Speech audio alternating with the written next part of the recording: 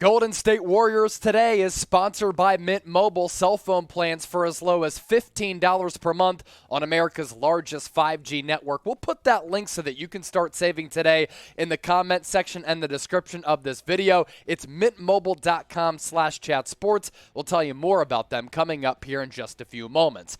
On the show today, according to the San Francisco Chronicle, Golden State set to negotiate a contract extension possibly this offseason with Jordan Poole. And if Poole gets paid, does that mean that Andrew Wiggins is going to get traded because the Warriors, going deep into the luxury tax, might only be able to keep one of those players? And then at the end of the show, want to get to this interesting trade idea that would send James Wiseman to the Atlanta Hawks in exchange for John Collins. Not something that I do, but John Collins has been involved in a lot of trade discussions over the last several months, and he's a really good player, so we're going to talk about that on the back half of the show. Before we officially dive into the program, make sure you subscribe to the channel. We're setting all types of records here on Golden State Warriors today, and with this show, I want to get to 44,000 subscribers. We're 154 people away. If you want to stay in the know with the best Warriors coverage every single day year-round, make sure you subscribe by hitting that red sub button down below, or you see the link at the bottom of your screen. It's youtube.com/WarriorsTV. So we officially begin with the latest on Jordan Poole. San Francisco Chronicle with this, that the Warriors meeting with Poole at some point this offseason to discuss a contract extension. We talked about this briefly last week about how much he might get. Maybe in the neighborhood of $100 million. Maybe it's going to be a max deal. Maybe the Warriors wait. If they end up waiting, though, and Poole goes on to be even better than he was this past year, helping the Warriors to another NBA championship, he could be worth a lot more then as compared to right now. But this deal could possibly be done before the 2022-2023 season. Poole is under contract this year and does have a qualifying offer in 2023-24. worth a little less than $6 million. So for the Warriors' operating costs, in that standpoint, they do have some security here with Jordan Poole under contract for the next 2 years. There is also a belief here, and this is where things start to get a little bit interesting, that the Warriors might have to choose because they're paying max contracts to Steph Curry, Draymond Green, and Klay Thompson between Andrew Wiggins, who is the second best player for the Warriors during the NBA Finals, coming off his first All-Star season, going into the final year of his deal, and Jordan Poole, who is nearing the end of his contract. That's the belief out there in some NBA circles. And if they sign Poole, they might have to trade away Wiggins because you can only afford so many players. But we know this to be true. Joe Lacob has said this time and time again. Living in Silicon Valley, operating in Silicon Valley, with all of these businesses that are disruptors, they're willing to go into the luxury tax if that means that consistently, year in, year out, they're competing for NBA championships. Yes, the penalties are steep by going into the luxury tax, but at the end of the day, if you can continue to win, drive a profit, drive a revenue, and sell out the Chase Center, then you can cut those costs and it's fine, really. But still, you have to think about what the Warriors are going to do in the future because you can't lose both of those players and get nothing back in return. The Warriors operate like a very well-run business, a very smart and savvy business. So they're starting to look ahead, not just in the next year, but the year after that as well. As for Poole going into the future and in the years prior, the path and trajectory that he's on, really, really impressive. And he really came on last year and had a breakout campaign. I thought that he should have been considered more seriously as the most improved player. You look at his timeline here, Michigan from 2017 to 2019, spent a couple of years there, played really well. That was good enough for him to get drafted 28th overall back in 2019. But from 2019 to 2021, we're talking as early as 2021, Jordan Poole was going back and forth between the Warriors NBA roster and the Santa Cruz Warriors at the G League level. Then this past year, primarily with the Warriors because Klay Thompson was out, and he went on to have a marvelous campaign.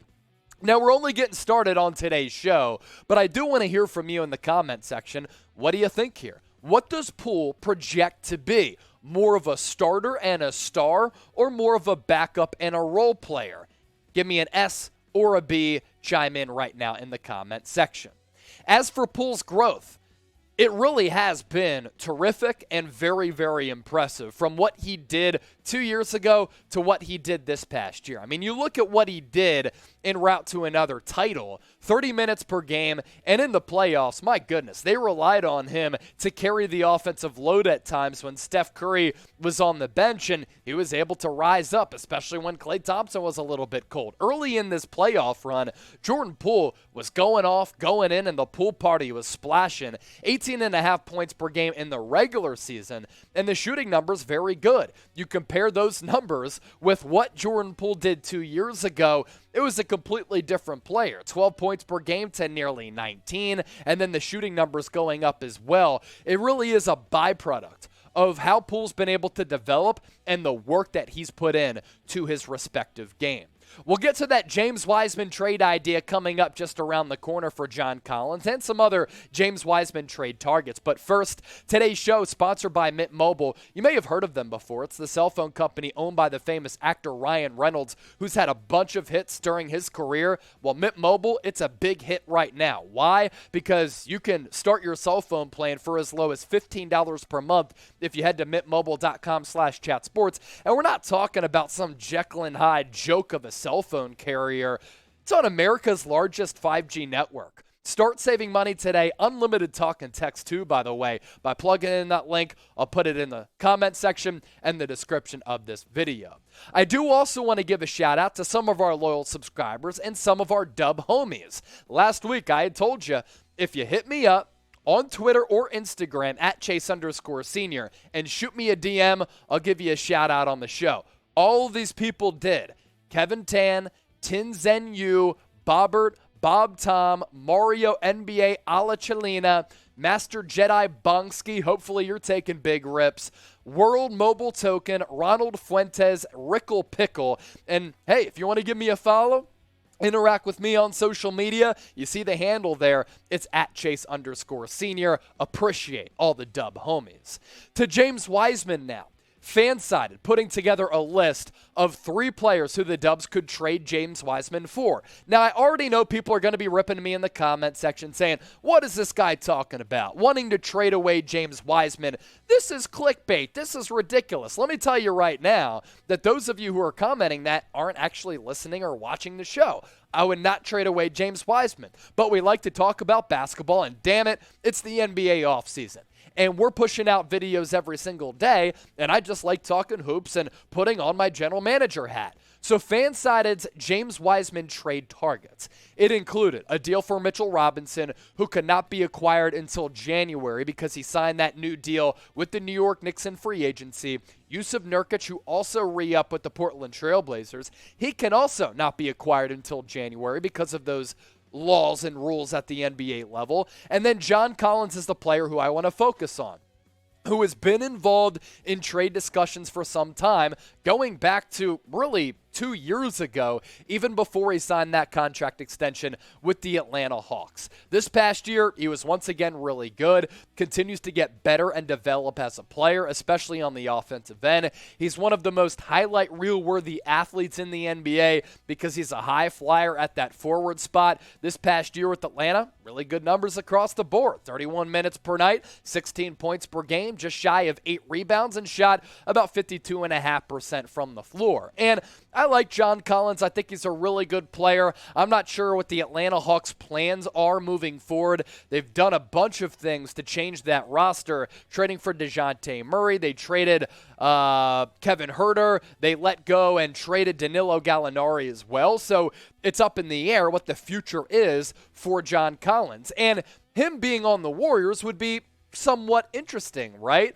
You could run a couple of different lineup combinations with Draymond Green, Kevon Looney, as well as John Collins. Now, he's primarily a 4. I don't really want him playing that 5 spot, but interesting nonetheless with what he brings to the table. He is also very expensive. And for that reason and more, I'm not doing this deal. I'm way too intrigued to give up James Wiseman given what I've seen in his rookie year, what I saw in his rehabilitation stint, with the Santa Cruz Warriors and what he did throughout the NBA Summer League. I've said this before and I'll say this again. The Golden State Warriors during this run have never had a big as gifted physically as James Wiseman.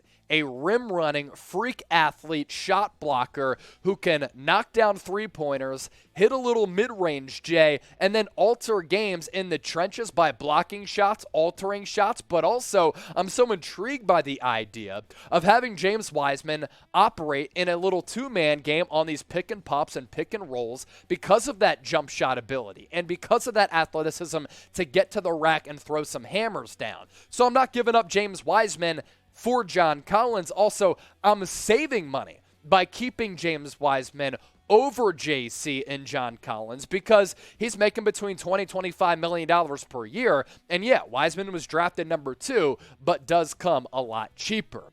With Wiseman going into a critical year 3, how many points per game do you think that he will average this upcoming season?